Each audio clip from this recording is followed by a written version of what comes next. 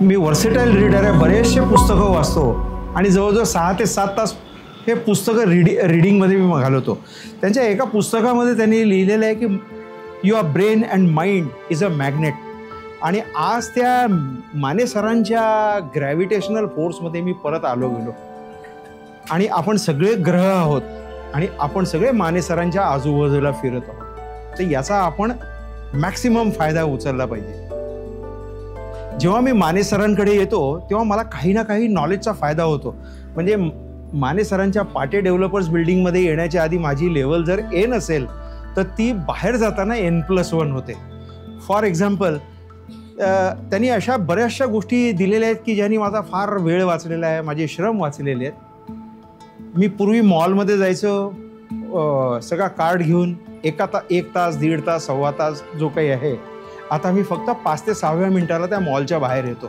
कारण त्यांनी सांगितलेलं एका याच्याप्रमाणे की कार्बोहायड्रेट किती आहे ते वाच, प्रोटीन किती आहे ते वाच, फॅट किती आहे ते वाच, फॅट आणि प्रोटीनची बेरीज कर. If it is greater than that you have that product. कुठल्याही मॉलमध्ये 2% जास्त असे प्रॉडक्ट्स नाही आहेत की जे याच्यामध्ये बसतात आणि मी ते प्रॉडक्ट्स उचलतो. आणि माझे जाण्याचे ठिकाणं आता फक्त 3 ते 4 आहेत. मी फक्त चीजचे हे उचलतो, मी फॅट्सचे उचलतो, कुठल्या कार्बोहायड्रेट सेक्शनकडे जात नाही, डाळी पल्सेस वगैरे घेतो आणि बाहेर पडतो. So this was what. Mane सरांची आणि माझी ओळख सिंगापूरमध्ये केसरी टूर्समध्ये 40 लोकांपैकी एक अशी झाली. 2 दिवस आम्ही बरोबर होतो. एका लेझर शोमध्ये कोइन्सिडेंटली म्हणा किंवा त्या वरच्या ऑलमायटी गॉडची एक योजना असेल की ज्यांनी मला माने सरांच्या शेजारी बसवलं. नेहमीप्रमाणे माने सरांनी ओळख नसताना सुद्धा कॉलर ओढली, मान बघितली आणि डायबिटिक आहात का विचारलं. आणि सरप्राईज की बाकीचे लोक सगळ्या टेस्ट वगैरे केल्याशिवाय काही बोलत नाहीत आणि यांनी डायबिटिक म्हणून आपल्याला हे केलं. मग ह्याचं पुढे रूपांतर मैत्रीत झालं 2 दिवसामध्ये. आणि शेवटच्या दिवशी मात्र त्यांनी मला सांगितलं की तू 10 लोक सिलेक्ट कर या आपल्या ग्रुपमधले, मी सांगतो कोण काय आहे. आणि सगळ्याच्या सगळ्या लोकांना टाईप 1 आहे, टाईप 2 आहे, आणखीन काय आहे, हे सगळे रिझल्ट्स अगदी मिळाले. आणि त्याच दिवशी मी ठरवलं की मी शिष्य आणि तुम्ही गुरु हे नातं मी त्या दिवशी स्वीकारलं. 2016च्या साधारण 2016 असेल. त्यानंतर नेहमीप्रमाणे जसं out of site out of mind होतं, 2017-18ला त्यांना टाटा मोटर्सची काहीतरी गाडी घ्यायची होती. त्यांनी फोन केला. त्यांना म्हटलं, अहो तुम्हाला 10,000 डिस्काउंटच्या ऐवजी 50,000 देतो, पण तुम्ही तळेगावला या. कारण मी तळेगावला, आणि मी हे जे भाषण बोलतो ना, हे कुठला कॉर्पोरेट हे नाही, हे एका सामान्य माणसाला केलेलं नॉलेज ट्रान्सफर. तर त्या हिशोबाने आमची परत भेट झाली. पण परत भेट होता होता 2021 साल उजाडलं, 19 किंवा 20 उजाडलं असेल. 110 किलो वजन, 10.5 10 पॉईंट काहीतरी HbA1c होतं. आणि त्यांनी सांगितलेल्या त्या क्लासपैकी की मी आधी एक्सपेरिमेंट करून बघतो आणि मग नंतर सगळ्या जगाला सांगत फिरतो. तर त्याप्रमाणे मला 3ऱ्याच महिन्यामध्ये रिझल्ट्स यायला लागले. ते इतकं ॲप्रिशिएट केलं त्यांनी की तू खूप हुशार विद्यार्थी आहे वर्गातला. पण शेवटी आपल्या ज्या कथा ज्या आहेत की सशाला झोप लागली आणि कासव पुढे चाललं गेलं, तशी परिस्थिती माझ्याही बाबतीत झाली.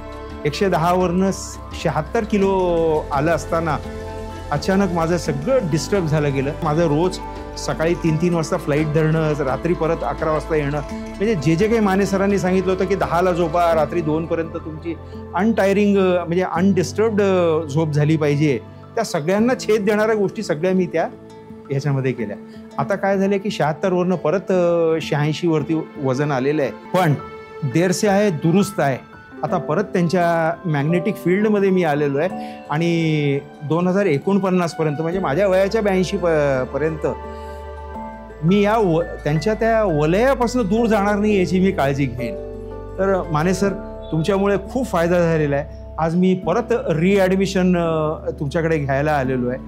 आणि जोपर्यंत तुम्ही कॉस्ट देत नाही, म्हणजे कॉस्ट म्हणजे मग ती एनी असेल, टँजिबल किंवा इनटँजिबल असेल, जोपर्यंत तुम्ही कमिट करत नाही तोपर्यंत तुम्हाला रिझल्ट्स मिळत नाही.